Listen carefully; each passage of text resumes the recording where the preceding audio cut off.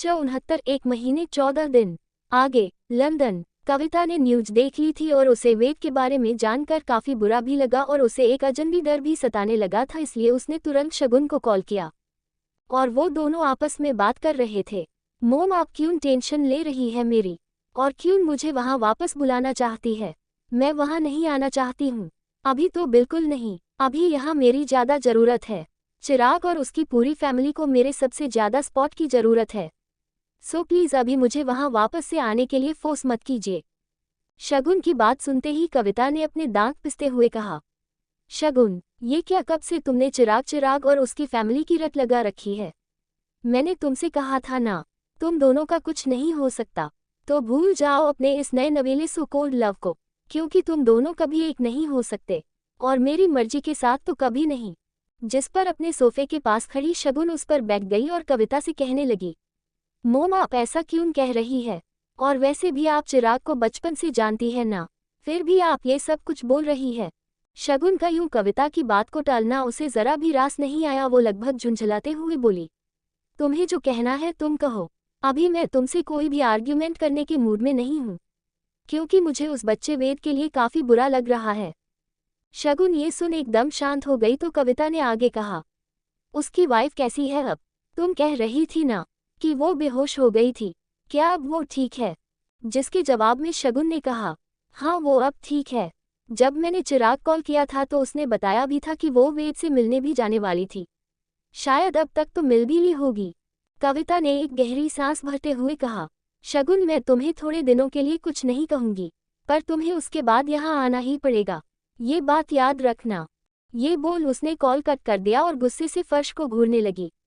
उसके ऐसा करते देख उसके बगल में ही बैठा उसका पति राजीव उससे बोला, तुम आखिर इतनी टेंश क्यों हो रही हो? जब से तुमने ये वेद के बारे में सुना है तभी से ऐसे बिहेव क्यों कर रही हो, और इतना डर क्यों रही हो? उसने कुछ किया कभी होगा ना, तभी तो उसे सजा हुई है। पुलिस पागल थोड़े ही है कविता। उसकी बातों पर कविता, जिसका पारा पहले से ही चढ़ा हुआ था, वो कहने लगी, नहीं, मैं नहीं मानती कि वेद जैसा सुलझा हुआ बच्चा ऐसा कुछ कर सकता है। मैं उसे कभी करीब से तो जान पाई हूँ, पर मुझे पूरा यकीन है उस पर, क्योंकि मैं बहन जैसी बचपन की दोस्त का बेटा और अभिषेक जैसे मेहनतकश इंसान का खून है वो, इसलिए ये वेद ने किया होगा। ये सब झूठ। फिर कुछ सोचते हुए कहने लगा, या फिर किसी और का बिछाया हुआ जाल है। उसकी बात राजीव ने अपनी आंखों पर से चश्मा उतरा और कहने लगा, अच्छा, तो क्या तुम्हें किसी पर शक है? क्योंकि तुम्हारी आंखें तो यही कह रही है जैसे कि तुम्हें कुछ पता। इतने में वो अपनी बात पूरी कर पाता कविता ने उसकी बात को काटते हुए कहा, शालिनी। उसका नाम कविता के मुंह से सुन राजीव ने कहा, क्या मतलब? तो उसकी बात का जवाब देने के लिए कविता उसकी ओर मुड़कर उसे देख बोली, ये सब उसी का किया धरा है, ये सब उसी ने किया होगा। मैं जानती हूँ, ये शालिनी ही कर सकती है। राजीव ने उसकी बातें सुनते ही गहरी सांस ली और कहने लगा, इतने सालों से एक बात मेरी समझ नहीं आई कि तुम्हें उस शालिनी से प्रॉब्लम क्या? पहले तो तुम शालिनी और सारिका कॉलेज टाइम तक कितने अच्छे फ्रेंड्स थे, फिर अचानक से शालिनी तुम्हारी दुश्मन कैसे बन गई? ऐसा क्या किया उसने तुम्हारे साथ, जो अब तो तुम उसके नाम से भी चिढ़ने लगती हो? कविता राजीव की बातों को सुन कुछ सेकंड के लिए पुरानी यादों में खो गई और सोचते हुए बोली, तभी तो वो मेरी फ्रेंड थी, तभी तो मैं उसे अच्छे से जानती हूँ कि वो औरत किसी भी हद तक जा सकती है, और समय आने पर वो अपने सगे बेटे को भी नहीं छोड़ेगी। ऐसी है वो औरत अपने बेटे की क्या होगी जब वो। और बस कविता ने अपने शब्द को अपने गले में ही रोक लिया, जिससे राजीव की भौहें सिकुड़ गई और वो कविता से पूछने लगा, जब वो क्या, तुम रुक क्यों गई? हम। कविता के माथे पसीने की बूंदें उबरने लगी और वो घबरा कर बोली, कुछ बातें राज ही रहने में ही भलाई होती है राजीव, आप मुझसे ये सवाल मत कीजिए। राजीव उसकी बात सुनकर आगे कुछ नहीं बोला और कविता ने आगे कहा, मैं उस औरत से कोई रिश्ता नहीं रखना नहीं चाहती हूँ राजीव, इसलिए बस मेरी बेटी को वापस बुला लीजिए, क्योंकि मैं चिराग और शगुन को कभी भी एक नहीं होने नहीं दूंगी, क्योंकि मैं अपनी इकलौती बेटी को नहीं खोना चाहती हूँ। ये बोलते हुए कविता की आंखों में एक अलग ही डर नजर आ रहा था, जिसे देख राजीव की भी कविता से बहस करने की हिम्मत सी खत्म हो गई और चुप रहा। कविता सीधे उठकर अपने बाथरूम की तरफ बढ़ गई। बंसल मैंशन। आज की शाम की हवाओं में कुछ अलग ही दर्द छाया हुआ था, हर तरफ एक अलग ही खामोश उदासी बिखरी हुई थी। अनिका अपने बेड पर अपने आंसुओं से भीगे चेहरे के साथ, जो अभी भी उसकी आंखों से रिस रहे थे, उनके साथ लेटी हुई थी। उसके हाथों में वेद की शर्ट थी जिसे उसने अपने सीने से लगा रखा था, जिसे वो उस दिन होटल जाने से पहले उतार कर गया था।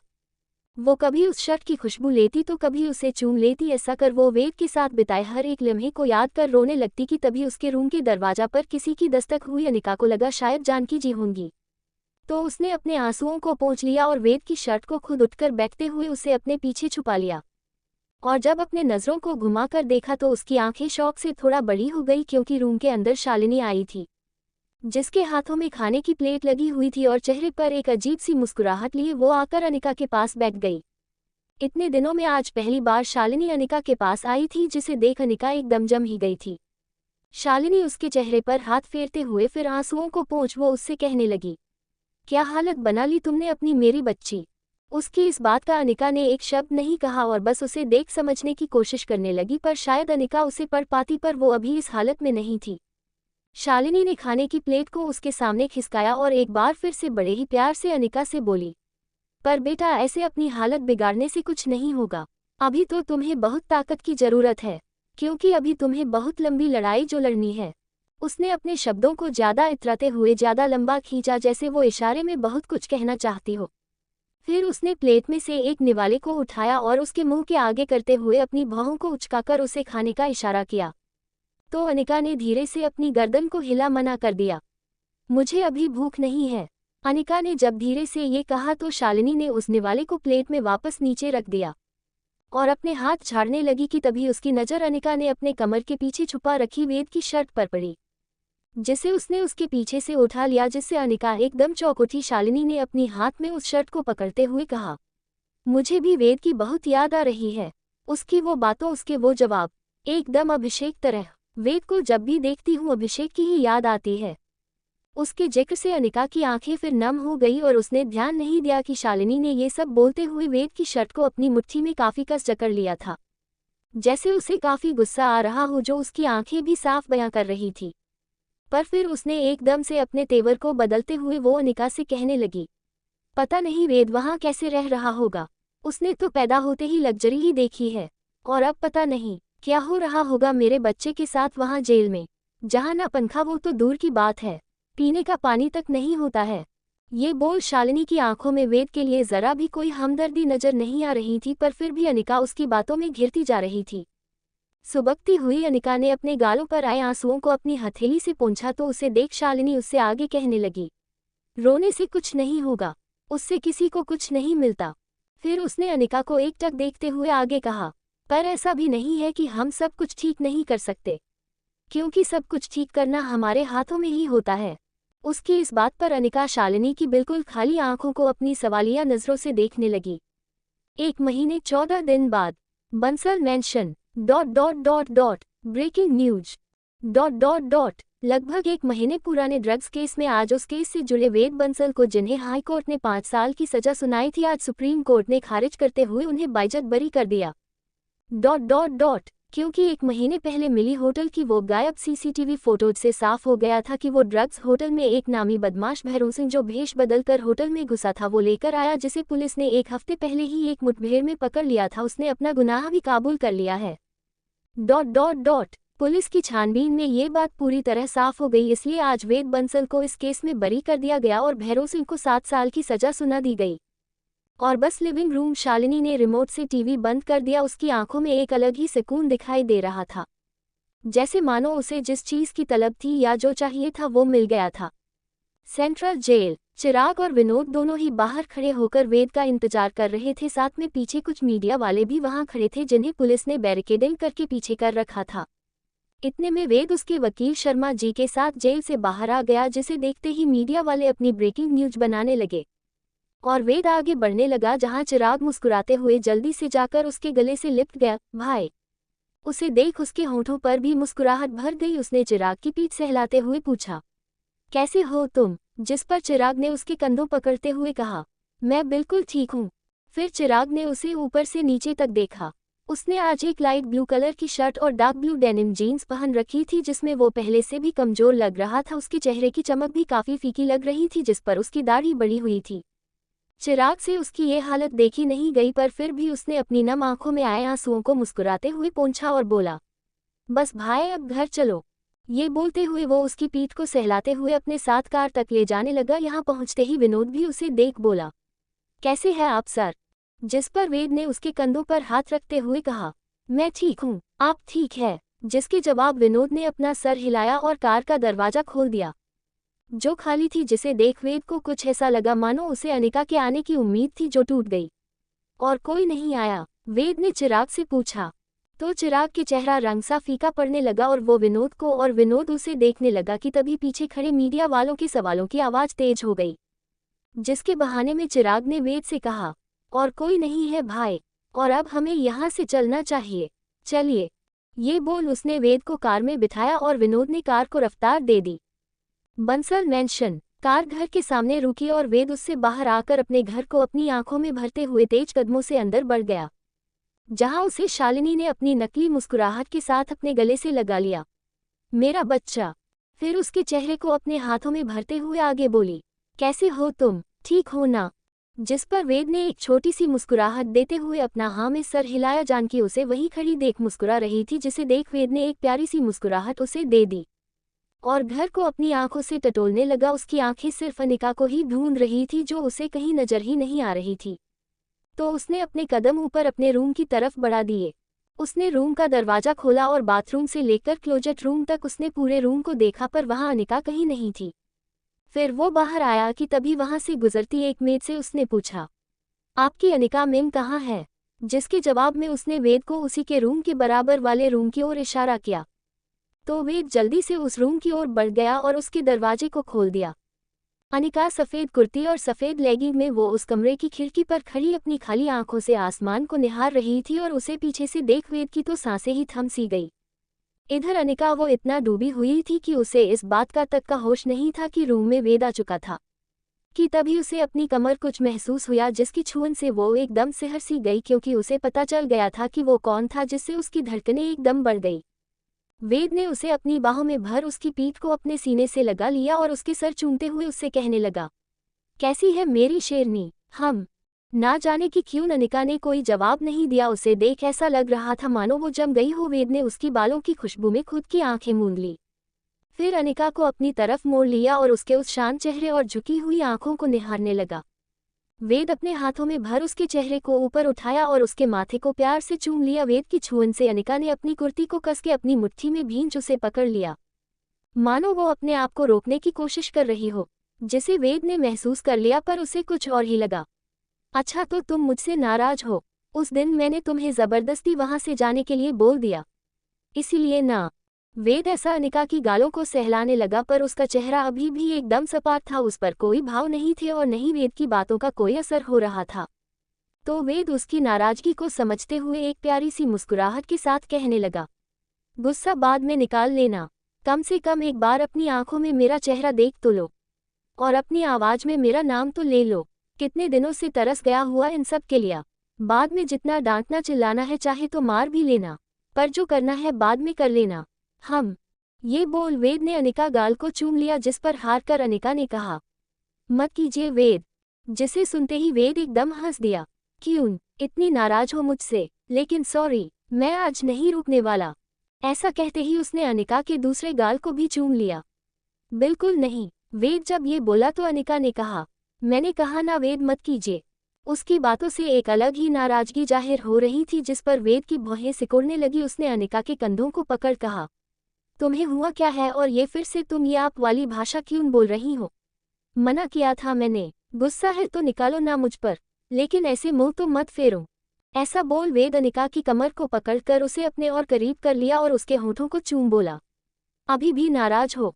उसकी बात पर अनिका ने कुछ नहीं कहा तो वेद ने उसके होठों को फिर एक बार चूमा। अभी भी? वो ऐसा बोल फिर से अनिका के होठों को चूमने लगा। अनिका के चेहरे पर अब साफ दिखने लगा कि उसके अंदर कुछ तो था जो वेद के छूने से एक बेचैनी दिखा रहा था और उसे उसके करीब जाने से रोक रहा था। और बस उसके सब्र का बांध टूट ही गया।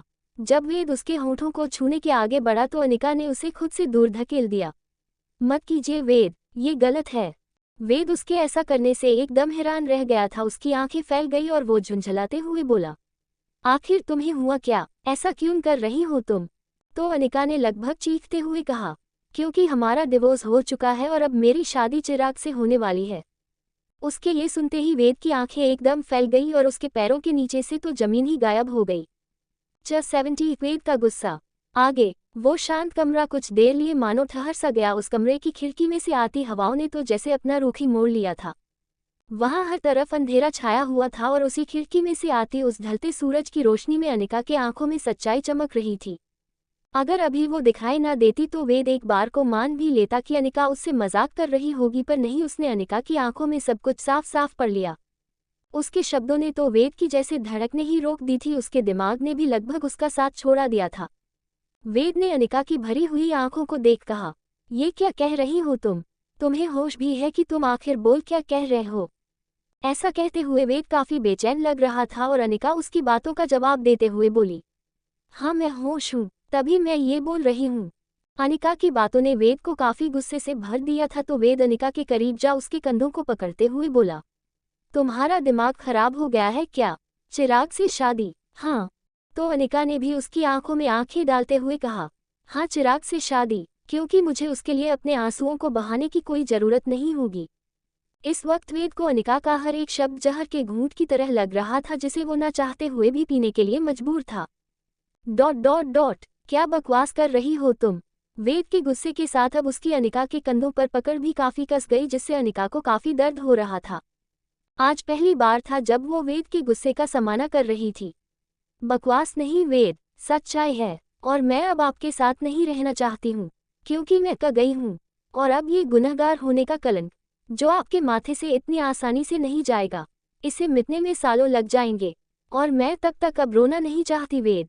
इसलिए मैंने ये फैसला लिया है कि अब हमारा अलग होना ही बेहतर है। अनिका की बात खत्म भी नहीं हुई थी कि तभी उसे एक तेज धक्का सा महसूस हुआ, जिससे वो पीछे दीवार पर जा लगी। वेद ने उसे पीछे दीवार से सटा लिया था और वो उसके चेहरे के एकदम करीब आकर अपने दांत पिसते हुए बोला, विश्वास नहीं हो रहा कि तुम ये सब बोल रही हो। अनिका, तुम प्यार करती थी ना मुझसे? तो फिर उस प्यार को तुमने बस 1 महीने में ही खत्म कर दिया। हाँ। वेद के गुस्से की तपिश को महसूस कर अब अनिका की उससे आंखें मिलाने की हिम्मत नहीं हुई और ना ही उसे आगे कोई भी जवाब देने की। और उसे ऐसे शांत देख वेद एक गहरी ठंडी सांस भरते हुए उससे इस बार धीरे से पूछने लगा, किसी ने कुछ कहा है तुमसे? धमकाया तुम्हें? तो तुम मुझे बताओ, हम बोलो। वेद के इस सवाल पर अनिका की धड़कन और उसकी सांसें एकदम से तेज हो गई, मानो उसके अंदर कुछ था जिसे वो वेद से छुपाने चाहती थी। उसकी बढ़ती घबराहट और चेहरे के फीके रंग से वेद ने समझने में देर नहीं लगाई कि अनिका कुछ तो छुपा रही थी, तो वेद ने अपने एक हाथ की पकड़ को उसके कंधे से ढीला कर उसके गाल तक पहुंचाया ही था कि तभी अनिका ने जल्दी से अपना चेहरा थोड़ा साइड कर लिया। मैं कुछ नहीं छुपा रही हूँ वेद, और आप मेरे करीब मत आइए। आपका मेरे पर अब कोई हक नहीं है, इसलिए दूर रहिए मुझसे। ये सुन वेद का गुस्सा फिर से बढ़कर 7वें आसमान पर पहुंच गया और वो लगभग चिल्लाते हुए बोला, सब झूठ है, मुझे पता है ये सब झूठ है, ऐसा कभी नहीं हो सकता। फिर पास ही रखी टेबल पर रखे कांच के बास को उठाकर उसने जमीन पर जोर से पटक दिया, जिससे वो पल भर में टुकड़ों में चूर हो गया। उसका एक टुकड़ा उछालकर अनिका के पैर के पंजे पर आकर लगा, जिससे उसकी आह निकल गई। पर वेद अभी इतने गुस्से में था कि उसे इस बात का कोई फर्क नहीं पड़ा। अनिका को चोट लगी गई थी और उससे खून भी आने लगा था। वो चिल्लाते हुए बोला, ऐसा कभी नहीं हो सकता। वेद ने अनिका को देख अपने दांत पिसकर ये कहा और उसे घूरते हुए वहां से बाहर जाने लगा। जाते वक्त उसने दरवाजे को भी काफी जोर से बंद किया। उसके ऐसे जाते ही अनिका एकदम सहम सी गई और वहीं दीवार के सहारे नीचे जमीन पर बैठ गई। अनिका एक किसी सी अजनबी खामोश दर्द में कहीं खोसी गई। उसे इस बात तक का होश नहीं था कि उसके पैरों से खून रिस रहा था, और उसे उसके दर्द का भी कोई एहसास नहीं था। बस उसके बिना भाव के चेहरे के गालों पर आंसुओं की लकीरें खींच गई थी। उसके दर्द को बयां करने के लिए काफी था। यह वेद गुस्से में नीचे तमतमाते हुआ आया। उसे ऐसे तेजी से सीढ़ियों से नीचे उतरता देख वहीं खड़ा चिराग सोफे पर बैठी शालिनी को अपने जलती आंखों से घूरने लगा, पर शालिनी के ऊपर इसका कोई असर नहीं हुआ कि तभी वेद ने आते चिराग को उसके कंधों से पकड़ लिया। तुम अनिका से शादी करने वाले हो?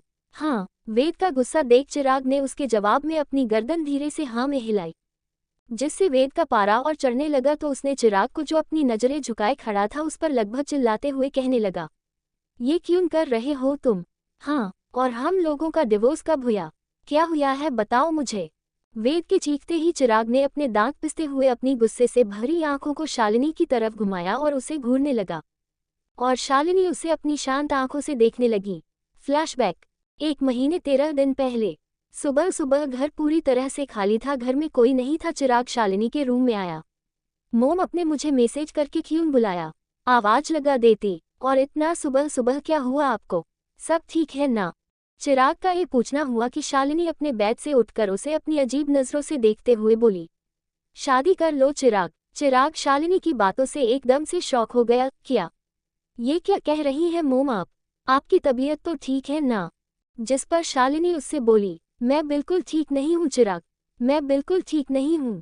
जब तक मैं अपने बेटों को सबसे ज्यादा कामयाब और सबसे आगे नहीं देख लेती तब तक बिल्कुल ठीक नहीं रह सकती है, और उसके लिए तुम्हें शादी करनी होगी। चिराग को शालिनी की आंखों में एक अजीब सा तूफान दिखाई दे रहा था जो शायद ही उसने पहले कभी देखा था, जिसे देख वो एक पल के लिए जम सा गया। उसे लगा शायद शालिनी को वेद की सजा का सदमा लगा है, इसलिए वो ऐसे रिएक्ट कर रही थी। चिराग ने अपने आप को झटका और उसके करीब जाकर उसने उसके कंधों को पकड़ लिया, जिससे शालिनी अपने हाथ को अपनी कमर के पीछे छुपाने लगी क्योंकि वो चिराग से कुछ छुपा रही थी। चिराग प्यार से उसे समझाते हुए कहने लगा, मोम, मैं जानता हूँ ये टाइम हम सब के लिए बहुत मुश्किल भरा है, लेकिन मेरा विश्वास कीजिए ये जल्द ही बीत जाएगा। और रही बात मेरी शादी की, उसके लिए मैं मना थोड़े ही ना कर रहा हूँ। मैं शादी करूँगा, लेकिन भाई के आने के बाद। हम। इन बातों को सुन शालिनी के होठों पर एक तिरछी मुस्कुराहट छा गई। तुम्हें ऐसा लगता है कि मैं वेद का इंतजार करूँगी? कभी नहीं। फिर वो चिराग से कुछ कदम दूर होकर आगे बोली, क्योंकि मैं चाहती हूँ कि तुम अनिका से शादी कर लो। शालिनी के इन शब्दों ने चिराग को एकदम से हिला ही दिया। ये क्या कह रही है आप?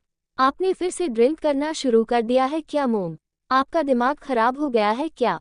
जो आप कुछ भी कहे जा रही है। मैं जा रहा हूँ यहाँ से।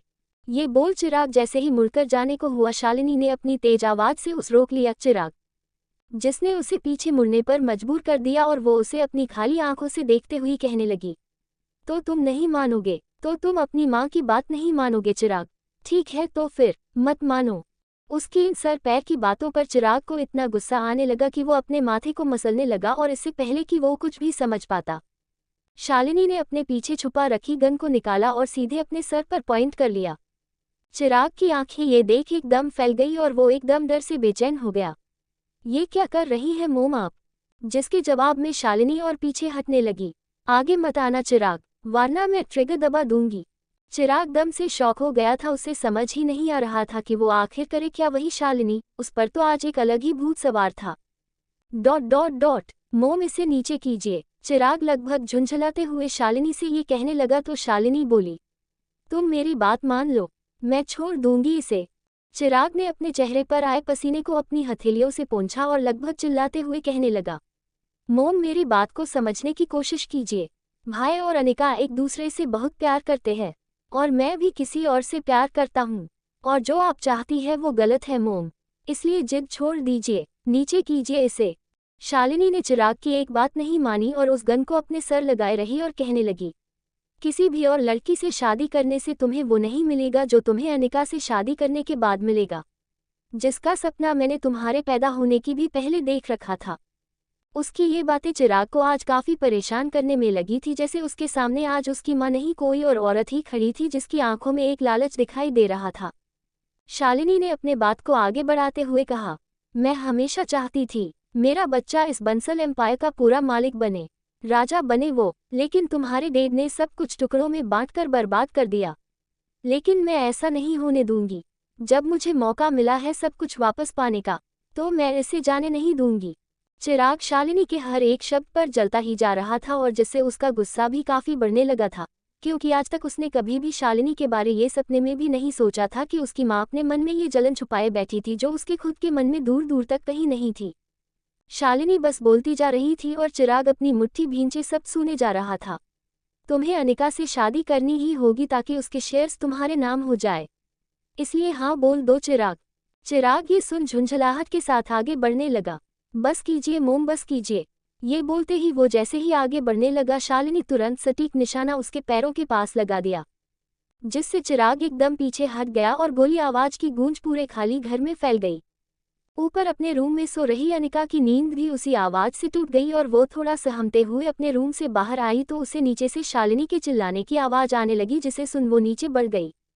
इधर शालिनी ने गन को एक बार फिर से अपने सर पर पॉइंट कर लिया। देखा, मैंने कहा था ना चिराग, दूर रहो, क्योंकि ये गन फुल लोडेड है और अब अगर तुमने एक कदम भी आगे बढ़ाया तो अपनी माँ के मौत की जिम्मेदार सिर्फ तुम होंगे। इसीलिए आखिरी बार बोल रही हूँ, हाँ कर दो या फिर अपनी माँ को हमेशा के लिए खो दो। चिराग शालिनी के पागलपन के आगे अब हिम्मत सी हारने लगा था। मोम प्लीज मेरी बात समझने की कोशिश कीजिए। ... हाँ या ना, शालिनी ने चिराग की बातों बीच में ही काटते हुए कहा तो चिराग उसे हौंफते देखने लगा। तो शालिनी ने फिर एक बार अपनी बात दोहराई, हाँ या ना, फिर एकदम चीखते हुए बोली, बोलो चिराग, हाँ या ना। इस समय चिराग के चेहरे पर घबराहट से भरी पसीने की बूंदों छंटने लगी थी, उसके हाथ पैर भी कांपने लगे थे क्योंकि उसके लिए आर या पार वाली स्थिति जो थी और आखिरकार उसे शालिनी की जिद के आगे हारना ही पड़ा। उसने अपने दिल पर पत्थर रख एकदम चिल्लाते हुए कहा, हाँ ठीक कर लूंगा अनिका से शादी। उसके ये कहते ही शालिनी के होंठों पर एक सुकून से भरी एक मुस्कुराहट छा गई और उसने एक राहत भरी सांस भरी, जिसके बाद उसने उस गन को नीचे किया और खोल उसकी सारी गालियों को उसमें से निकाल दिया और सब कुछ अपने बेड पर फेंक दिया। उसे ऐसा करते और इतना रिलैक्स देख कि जैसे कुछ सेकंड पहले कुछ हुआ नहीं था। चिराग एकदम अचंभे से भर गया और अपनी मुट्ठी भींचने लगा। वो उससे कहने लगा, ये अपने अच्छे नहीं किया मोम, लेकिन आप मुझे इस सब के लिए ब्लैकमेल कर सकती है, पर आप अनिका को कभी नहीं मना पाएगी इस सब के लिए, क्योंकि वो भाई से बहुत प्यार करती है। उसकी बातों ने शालिनी को एकदम से हंसने पर मजबूर कर दिया और उसे ऐसे हंसते देख चिराग की भौहें सिकुड़ने लगी और वो एकदम से बोली उठी, तुम्हें ऐसा लगता तो तुम गलतफहमी में हो, क्योंकि अनिका अब वेद के साथ अपना नाम नहीं जोड़ना चाहती है, क्योंकि हर जगह वो बस एक गुनाहगार जो बन गया है। इसी वजह से वो पहले ही इस सब के लिए हाँ कर चुकी है। शालिनी की बात चिराग को एक पल के लिए किसी भद्दे मजाक जैसी लगी, पर उसकी शालिनी आंखों में सच में वही दिखाई दे रहा था जो वो कह रही थी, जिससे चिराग की आंखें एक झटके में फैल गई और वो गुस्से अपने दांत पिस पीछे पलटकर जाने लगा कि तभी उसे अनिका वहीं सीढ़ियों के पास खड़ी मिल गई, जिसने उन दोनों की सारी बातें सुन ली थी। चिराग उसे देखकर बुरी तरह घूरे जा रहा था, पर अनिका के चेहरे पर कोई भाव नजर नहीं आ रहे थे। उसका गुस्सा इतना था कि उसने अनिका की कलाई को पकड़ा और उसे अपनी ओर खींच लिया। क्या तुमने मुझसे शादी करने के हाँ कहा है? बोलो। उसके चिल्लाने पर अनिका ने उसे गुस्से कहा, मेरा हाथ छोड़ो चिराग। उसके ये बोलते ही चिराग ने भी समझने में देर नहीं कि शालिनी सही कह रही थी। ओह, तो यानी तुमने सच में मेरे भाई को धोखा देने के बारे सोचा है? हाँ। चिराग ने जब उसे अपनी जलती आंखों से घूरते हुए ये कहा तो अनिका ने भी अपने आप को उसकी मजबूत पकड़ से जो उसे दर्द दे रही थी उससे छुटने के लिए उससे अपनी कलाई खींचते हुए बोली, चिराग मेरा हाथ छोड़ो, मुझे दर्द हो रहा है। अनिका को ऐसे चिल्लाते देख चिराग ने अपनी पकड़ और कस ली और अपने दांत पिसते हुए बोला, दर्द हो रहा है? और मेरे भाई के दर्द का क्या? उनका जो दिल टूटेगा उसका क्या? हाँ। जिस पर अनिका उसे घूर कर देखने लगी और अपने हाथ को उससे छुड़ाने के लिए झपटाते लगी। उसे ऐसा करता देख चिराग बोला, तकलीफ हो रही है ना? अभी तो और भी होगी। मेरे भाई को धोखा देने के लिए मैंने तुम्हारी जिंदगी को जहन्नुम बना दिया ना, तो मेरा नाम भी चिराग बंसल नहीं। ये बोलते ही उसने अनिका के हाथ को एक जोर के झटके के साथ छोड़ा, जिससे वो एकदम लड़खड़ा गई और सीढ़ियों की रेलिंग का सहारा ले संभली और चिराग घर से बाहर निकल गया। फ्लैशबैक एंड आज का दिन।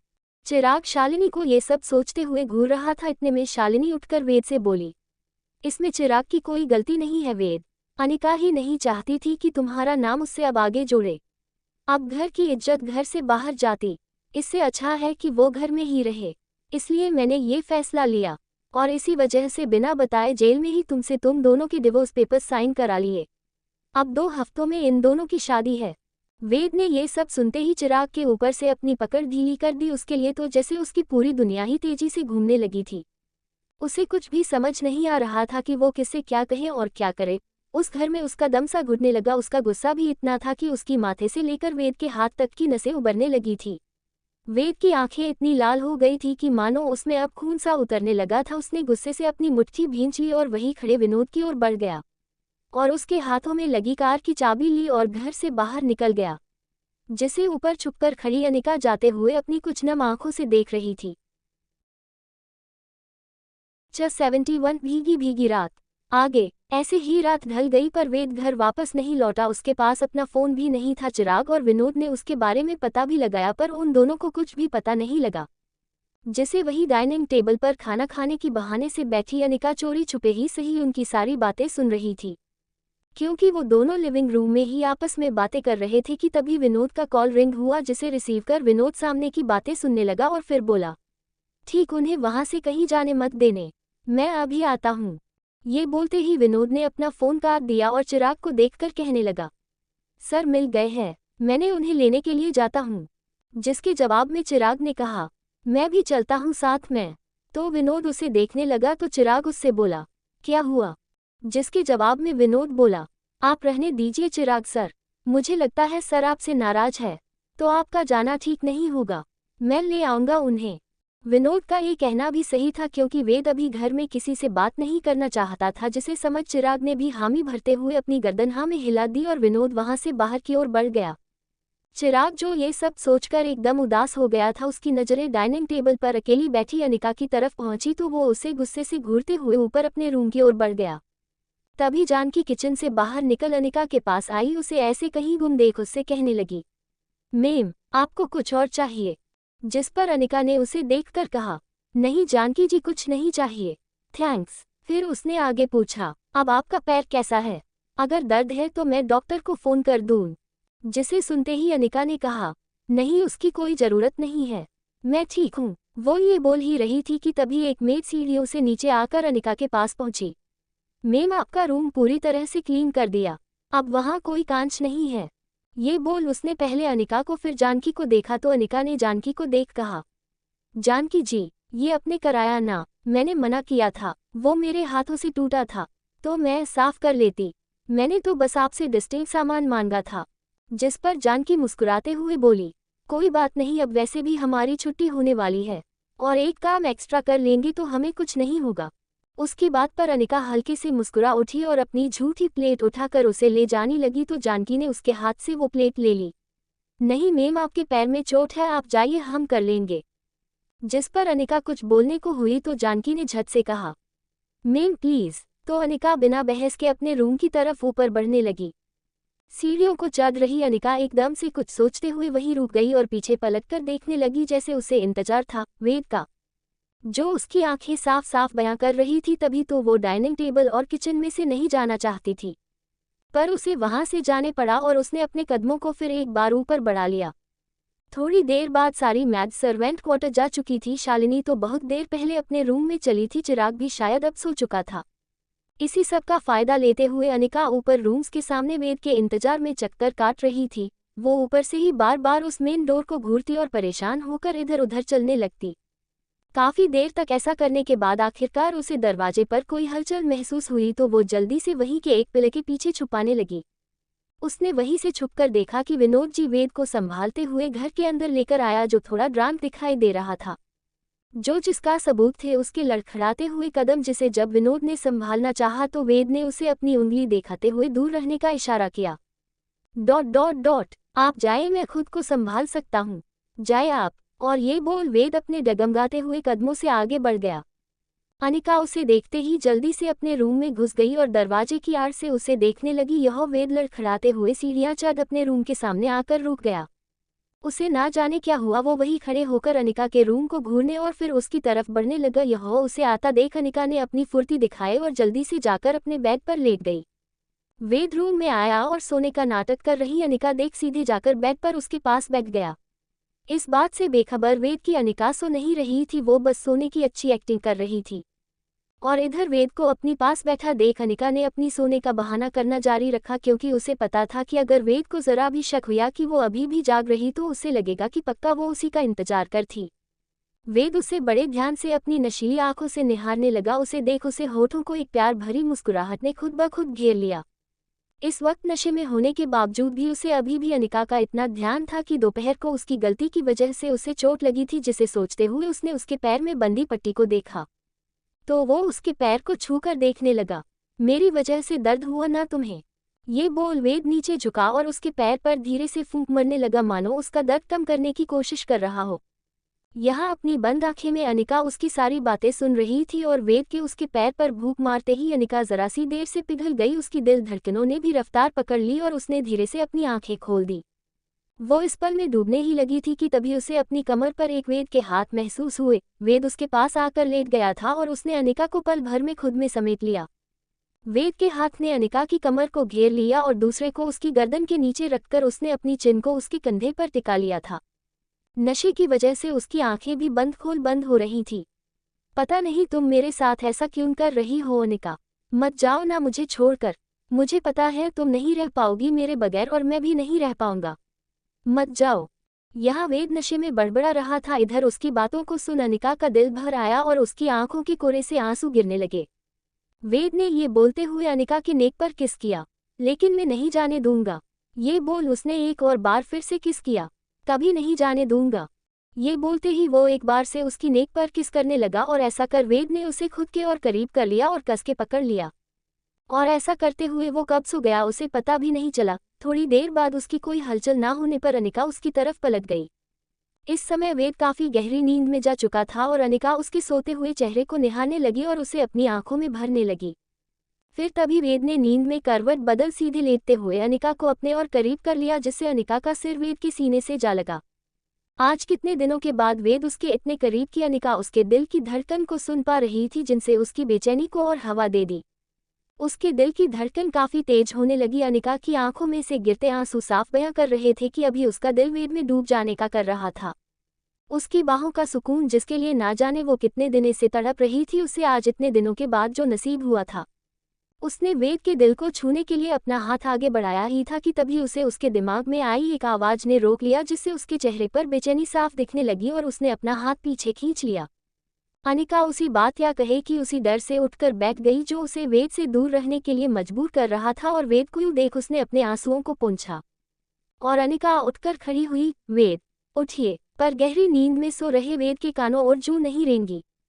अनिका को भी अच्छे से पता था कि वो इतनी आसानी से तो नहीं उठने वाला, तो उसने बैग की साइड टेबल पर रखी पानी की बोतल को खोलकर उसका सारा पानी वेद के मुंह उलट दिया।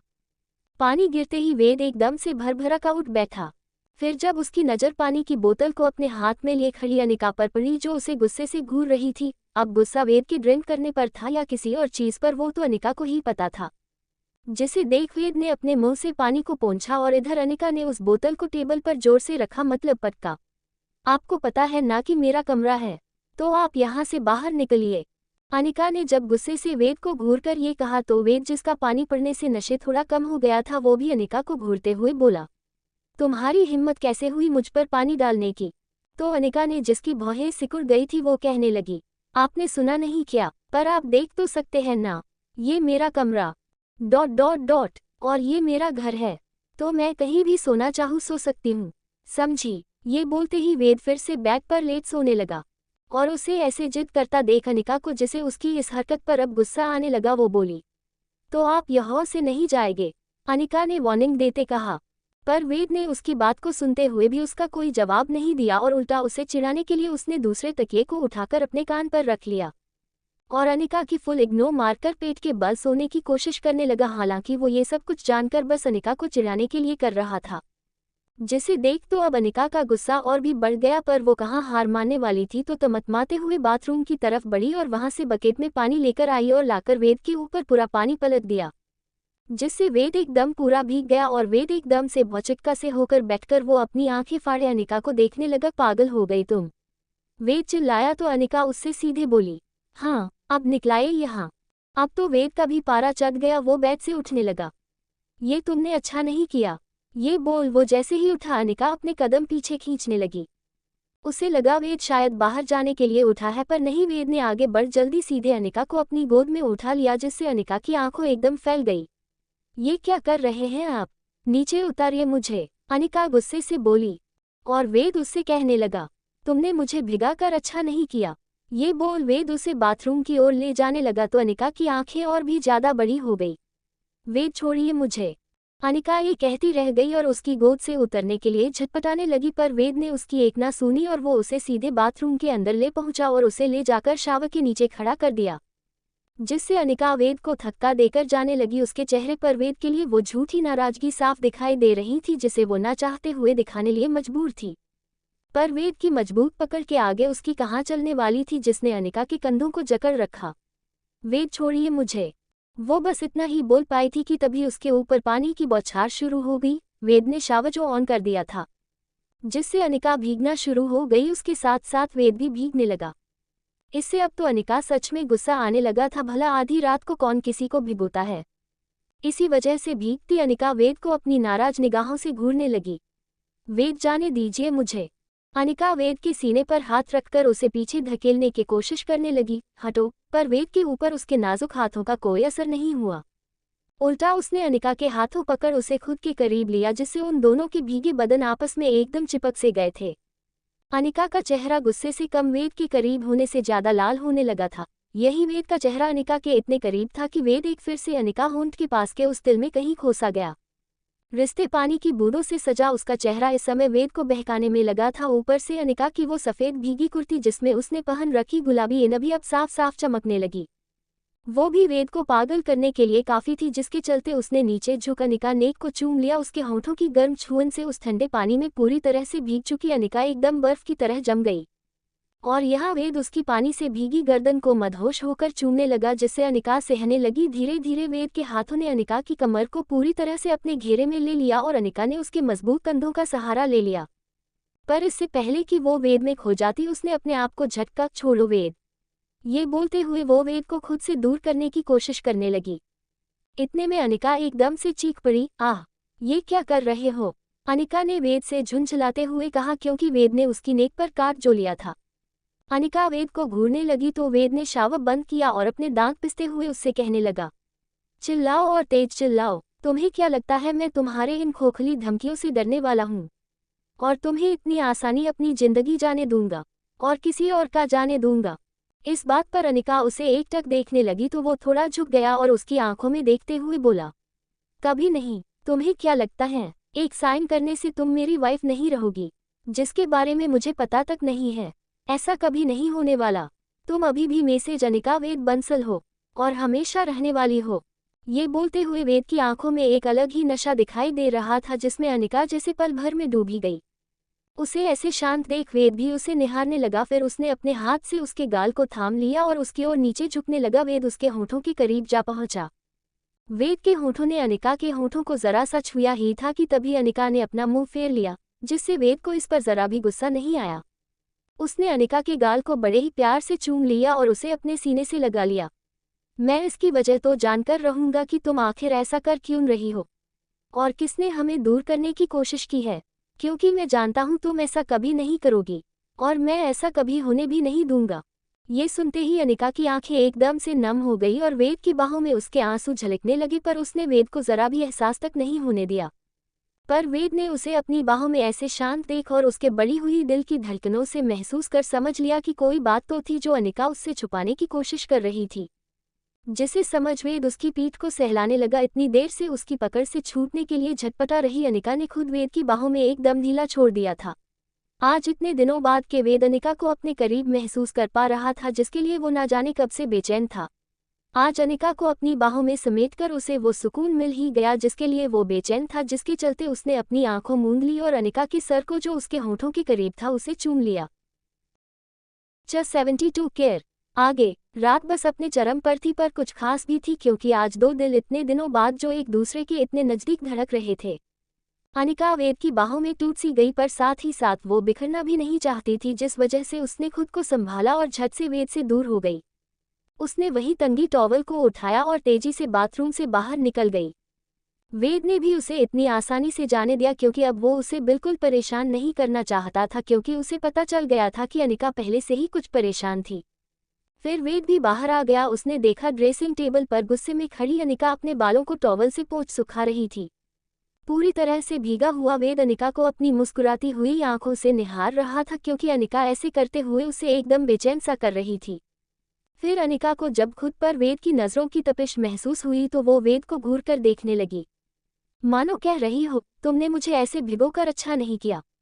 उसकी ऐसी घूरती आंखें वेद का पीटने के लिए तैयार थी।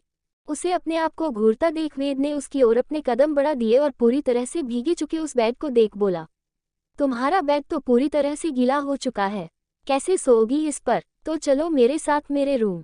वेद बस इतना ही बोल पाया था कि अनिका एक फिर से अपनी गुस्से से जलती आंखों से वेद को घूरा, जिससे वेद की एकदम बोलती बंद हो गई। तो वेद एकदम गला साफ करते हुए बोला, मैंने क्या किया? पानी तो तुम्ही ने डाला था ना, मुझे ऐसे घूर क्यों रही हूँ? ऐसे कह वो एकदम शरीफ बन रहा था। पर सच में अनिका की ही गलती। फिर वेद उससे ना जाने क्यों वो बहस नहीं कर रहा था, शायद इसलिए क्योंकि इतने दिनों के बाद वो अनिका के इतने करीब था और ऐसे हराकर नाराज नहीं करना चाहता था। अनिका उसे ऐसे ही घूरते हुए अपने कबर्ड की तरफ बढ़ी और उसमें से अपने लिए कुछ कपड़े निकाल वेद के पास से गुजर सीधे बाथरूम में चेंज करने के लिए चली गई। वेद तो बस वहीं जमा खड़ा रह गया, उसे अनिका से जरा भी दूर नहीं जाना था। पर अनिका थी कि पता नहीं उससे किस बात का बदला लेने पर तुली थी। उस भीगे बैग को घूरते हुए वेद ने अपने मन में ठान लिया था कि वो इस बात का पता जरूर लगाएगा कि आखिर चिराग और अनिका के साथ ऐसा क्या हुआ था कि दोनों एक दूसरे से शादी करने के लिए राजी हो गए थे, जबकि चिराग तो शगुन से प्यार करता था और अनिका वो तो वेद को कभी भी छोड़ नहीं सकती थी, कभी भी नहीं। इस बात का वेद को पूरा यकीन था, जो वो अभी भी अनिका की आंखों में अच्छे से महसूस कर पा रहा था कि वो सिर्फ वेद से ही प्यार करती है। उसका दिल भी उसी के लिए धड़क रहा था जो उसने अभी महसूस कर लिया था। वो ये सब सोचने में लगा ही था कि तभी अनिका बाथरूम में से चेंज करके वापस आ गई और वेद को अभी भी वहीं खड़ा देख उसकी भौहें फिर से गुस्से से तन गई। अनिका बेड की तरफ बढ़ी, वहां से एक तकिया उठाया और ले जाकर पास ही रखे काउच पर पटका और मुंह फेर कर सोने का नाटक करने लगी। उसे ऐसा करते देख वेद भी वहां से बिना कुछ कहे ही बाहर निकल गया। उसके जाने की आहट से अनिका ने पलटकर देखा तो उसका चेहरा कुछ ढीला सा पड़ गया, जैसे उसे वेद के जाने का और उसके साथ ऐसे बिहेव करने का काफी बुरा लग रहा था। यही सोचते हुए अनिका उस सोफे सीधे लेट गई और सीलिंग को घूरते घूरते थोड़ी ही देर में उसकी पलकें भारी होने लगी और वो धीरे धीरे नींद के आगोश में डूब गई। आज उसे इतने दिनों बाद इतनी आसानी से नींद आ गई थी, वरना आज से पहले तक वो रातों को इतनी बेचैन रहा करती थी कि सोचते ही नहीं पाती थी। पर आज उसे थोड़ी देर से ही सही पर काफी कम मेहनत में ही नींद आ गई थी। कहीं न कहीं इसकी वजह वेद ही था आज, क्योंकि वो उसके करीब भले ही ना हो लेकिन उसके दिल के आसपास जरूर था। और शायद इसी बात का सुकून उसके दिल मिल गया था जिससे वो खुद इस बात से अनजान थी। सुबह होते ही अनिका जल्दी सोकर उठ गई, क्योंकि उसे अब रात को देर से और सुबह को जल्दी उठने की आदत जो लग गई थी। वो नहाने के बाद बाथरूम से बाथरोब पहनकर आई और ड्रेसिंग टेबल पर हेयर ड्रायर से उसने अपने बाल सुखाए। फिर कबर्ड से अपने लिए एक डार्क ब्लू डेनिम जीन्स और डार्क ग्रीन कलर का टॉप निकला और चेंज कर लिया। फिर वो अपने बाल को बनने के लिए दोबारा ड्रेसिंग टेबल की ओर बढ़ गई। अनिका ने अपने बालों का एक बन बना लिया और होठों पर लाइट पिंक कलर का लिप बाम लगा ली। बिना किसी मेकअप के बावजूद भी अनिका किसी प्यारी सी गुड़िया की तरह ही खूबसूरत लग रही थी। बस रेडी होकर वो जैसे ही मुड़ी उसकी आंखों ने कुछ नोटिस किया, जिससे वो एकदम रुक गई। अनिका पीछे पलटी और शीशे में अपनी गर्दन को देखने लगी, जिससे उसकी आंखों बड़ी हो गई। उसकी गर्दन पर वेद दांतों का लाल निशान था जो कल रात वेद ने उसे दिया था, जो उसकी कॉलरबोन के पास साफ साफ दिखाई दे रहा था। जिसे देखते ही अनिका को कल रात की वो वेद के साथ बाथरूम की वाली बात याद आने लगी कि कैसे वेद ने उसे भिगा दिया था और फिर कितनी सेडिक्टिवली किस कर रहा था। वेद की उस छुअन को याद करते करते अनिका के गाल एकदम गुलाबी होने लगे। इतने में उसने अपने आप को झटका और फिर उस निशान को छुपाने के लिए अपने बाल खोल दिए और उन्हें थोड़ा आगे की ओर कर लिया। फिर उसे पूरी तरह से छुपाते हुए रूम बाहर चली गई। कुछ देर बाद अनिका डाइनिंग ब्रेकफास्ट कर रही थी कि तभी वहां शालिनी आ गई। उसे अपने करीब चेयर को खिसकाकर बैठता देख अनिका की भौहें तन गई। पर शालिनी ने उस पर ज्यादा ध्यान नहीं दिया। जानकी आकर उसे ब्रेकफास्ट सर्व करने लगी कि तभी शालिनी को सीढ़ियों से नीचे उतारते हुए चिराग दिखाई दिया, जो तेजी से नीचे आ रही था। वो उससे कहने लगी, चिराग आकर ब्रेकफास्ट कर लो बेटा। पर उसकी बात को चिराग ने सुनना तो दूर शालिनी की तरफ एक नज़र देखना तक भी जरूरी नहीं समझा और सीधा घर से बाहर निकल गया। क्योंकि शालिनी ने जिस दिन से चिराग को अनिका से शादी के लिए ब्लैकमेल किया था, उस दिन से चिराग ने शालिनी से बात करना बिल्कुल छोड़ सा दिया था। उसकी इस हरकत पर शालिनी अपनी मुट्ठी भींचती रह गई। फिर उसकी नज़र अपने पास बैठी अनिका पर पड़ी और वो उससे कहने लगी, अपने होने वाले पति के खाने पीने ध्यान तुम्हें रखना चाहिए। उसकी बातों से अनिका एकदम से ठहर सी गई। उसकी आंखों में गुस्सा सा उतरने लगा और वो वहां तुरंत उठ गई और अपनी प्लेट लेकर सीधे किचन की ओर बढ़ गई। उसका यूं उसे इग्नोर करके जाना शालिनी को जरा भी रास नहीं आया और वो उसे घूरती रही और जानकी उन दोनों को खासकर अनिका को देखती रह गई। यहाँ किचन में अनिका, जिसके चेहरे पर अभी गुस्सा उतरा हुआ था, उसने अपने आप को शांत करने के लिए अपनी आंखों को बंद किया और एक गहरी सांस भरी, फिर छोड़ दी। उसकी बंद आंखों में वेद का वो रात का भीगा चेहरा सामने आ गया, जिसे सोचते ही उसने झट से अपनी आंखें खोल दी। फिर कुछ सोचते हुए वहीं रखा एक गिलास उठाया और फिर कुछ सामान इकट्ठा करने लगी। उसने एक गिलास नींबू पानी बनाया और वहीं खड़ी जानकी से आसपास देख धीरे से बोली, आप जानकी जी। जिसके जवाब में जानकी उसे देख जी मैम बोली तो अनिका ने हिचकिचाते हुए कहा, ये आप अपने वेद सर को अभी दे देंगी, आज उन्हें हैंगओवर हो रहा होगा। जानकी उसके बिना कुछ भी सब समझ गई तो उसने भी अनिका से ज्यादा कोई सवाल नहीं किए और मुस्कुराकर अपनी गर्दन हिलाई, फिर उसके हाथ से गिलास ले लिया और जाने लगी। इधर रूम में वेद अभी भी सो रहा था, क्योंकि उसे इतने दिनों बाद आज अपने बिस्तर पर जो सोने का मौका मिला था, और ऊपर से रात में अनिका ने उसे भिगाकर उसकी नींद जो खराब कर दी थी, जिसे वो अब पूरी कर रहा था। उसकी गहरी नींद को जानकी ने उसके रूम के दरवाजे को खटकते हुए तोड़ दिया और उसकी आंख खुल गई। वो उठा और जाकर दरवाजा खोला तो सामने जानकी जी को खड़ा देख वो थोड़ा मुस्कुरा उठा। वेद को देख जानकी ने गुड मॉर्निंग सर कहा, जिसके बदले में वेद ने भी उसे गुड मॉर्निंग जानकी जी बोला। तो जानकी उसकी ओर गिलास बढ़ा बोली, ये लीजिए सर, आपके के लिए नींबू पानी। जिसे देख वेद एकदम दंग रह गया। आपको कैसे पता कि मुझे इसकी जरूरत होगी? मैंने तो आपको बोला भी नहीं था तो कैसे? और जितना मुझे याद है, जब रात को मैं घर पर वापस आया था तब आप थी भी नहीं, तो फिर ये कैसे? उसके सवालों पर जानकी के पास तो जैसे जवाब ही खत्म हो गए थे। अब वो सर, मैं, और बस उसकी लड़खड़ाती जुबान देख वेद अच्छे से समझ गया कि ये किसने भिजवाया होगा। ये सोचते ही उसके चेहरे पर एक प्यारी सी मुस्कुराहट बिखर गई और उसने वो गिलास लिया और उसका एक सीप लेते हुए जानकी से एकदम पूछ बैठा, अनिका ने बताया होगा ना कि रात में ड्रांक था? अनिका ने बताया, उसी ने भेजा है ना? हम। उसके ऐसा पूछते ही जानकी उसे एकदम शांत से और अचंभे से वेद को देखने लगी, पर इससे पहले वो कुछ बोल पाती वेद उस नींबू पानी को पीते हुए बोला, आप उसकी बातों में मत आया करो। वो लड़की पागल है, मैं जानता हूँ उसे, वो मेरी वाइफ है। जानकी वेद की बात पर एकदम से मुंह दबाकर हंसने लगी। आज पहली बार था जब वेद इतने खुलकर उससे बात कर रहा था, और वो भी मजाक जो कभी किसी ने सोचा भी नहीं था। वेद ने एक ही सांस में उसने वो गिलास पीकर खाली कर दिया और जानकी को वापस दे दिया, और वो वेद से कहने लगी, ठीक है सर, मैं चलती हूँ। वेद ने भी सर हिलाया दिया और जानकी वहां से चली गई। उसके जाते ही वेद मुस्कुराते हुए खुद में बड़बड़ाया, तुम सच में बहुत बड़ी पागल हो। ये बोल उसने दरवाजे को बंद कर लिया। थोड़ी देर बाद वेद रेडी हो गया अपने वही पुराने वाले डेसिंग अवतार में, व्हाइट शर्ट और डार्क ब्लू फॉर्मल सूट, और आज उसने अपनी बियर्ड को भी बिल्कुल क्लीन तो नहीं पर सेव कर लिया था, जिसमें उसकी जॉलाइन काफी अट्रैक्टिव लग रही थी। वेद रेडी होकर रूम से बाहर आ गया। रूम से बाहर आते ही उसकी नज़र नीचे अनिका पर पड़ी, जिसे वो ऊपर से देखता ही रह गया और उसकी सांस सी थम गई। उफ, आज ये पागल लड़की कितनी प्यारी लग रही है। ये आज भी मेरी इतनी केयर करती है, पर पता नहीं क्यों मुझसे दूर होने चाहती है। ये सोचते हुए और अनिका देखते हुए वेद सीढ़ियों से नीचे आने लगा। इधर अनिका पानी का गिलास अपने होंठों से लगाए पानी पी रही थी कि तभी उसकी नजरें सामने वेद पर पड़ी, जो आज काफी हॉट लगा रहा था। उसे देखते ही अनिका का गला पानी पीने के बावजूद भी एकदम सूखने लगा। आज उसने वेद को कितने दिनों के बाद ऐसे ड्रेसअप होते हुए देखा था। अनिका उसे ऊपर से नीचे तक बस देखती ही रह गई और उसमें खोने लगी। फिर एकदम से कुछ गिरने की एक आवाज आई। वही काम रही है, एक मेड के हाथ से डिस्टिंग करते हुए कुछ गिर गया था, जिसकी आवाज ने अनिका का ध्यान पल भर में तोड़ दिया और वो एकदम सकपका सी गई। फिर उसे ही देखते हुए अनिका अपनी आंखों को गोल गोल घुमाने लगी। डॉट डॉट डॉट डॉट, ये मुझे ऐसे क्यों देख रहा है? मन ही मन ये बात बोल और वेद को इग्नोर करते हुए सीधे डाइनिंग टेबल की ओर तेजी से बढ़ने लगी, मतलब उससे पीछा छुड़ाने के लिए भागने लगी। वहां पहुंचते हुए उसने पानी का गिलास नीचे रखा ही था कि तभी उसे अपने दूसरी कलाई पर एक पकड़ महसूस हुई। उसने देखा कि वेद ने उसका हाथ थाम लिया था। डॉट डॉट डॉट, चलो मेरे साथ, ये बोल वेद उसे अपने साथ ले जाने लगा। ये क्या करे हैं आप?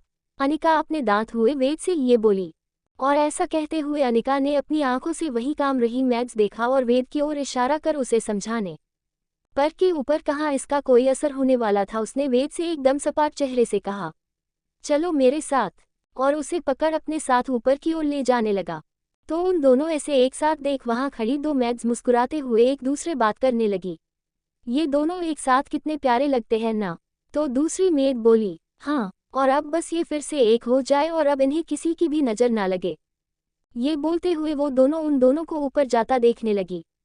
यहाँ वेद अनिका को ऊपर लेकर आया और अपने रूम का दरवाजा खोल उसे उसके अंदर ले जाने लगा कि तभी अनिका ने अपने कदमों को रोक लिया। जिसे रुका हुआ देख वेद उसे देखने लगा जो कुछ घबरा सी रही थी। मुझे अंदर नहीं जाना, अनिका ने घबराकर कहा तो वेद भी अपनी जिद पर था। उसने उसकी एक बात ना सुनते हुए उसे अपने साथ अंदर ले आया और अंदर आते ही उसके कंधों को पकड़ उसे बेड पर बैठा दिया। यहाँ बैठो, ये बोल वो खुद क्लोजेट रूम की तरफ बढ़ गया। अनिका उस रूम को अपनी बड़ी बड़ी आंखों से निहारने लगी। उसे उस कमरे के हर एक कोने में वेद के साथ बिताए हर पल की याद आने लगी, जिसे याद करते ही उसका दिल एकदम भरने लगा। तो उसने उसके बेड पर रखे हाथ को छू रही वो बेड की चादर पर अपने हाथ फिराया, जिससे उन सारी यादों से उसके दिल की धड़कनें बढ़ा थी। शायद इसीलिए वो इस कमरे आने से हिचकिचा रही थी। वो उन ख्यालों में खोई ही हुई थी कि तभी वो एकदम से चौंक उठी।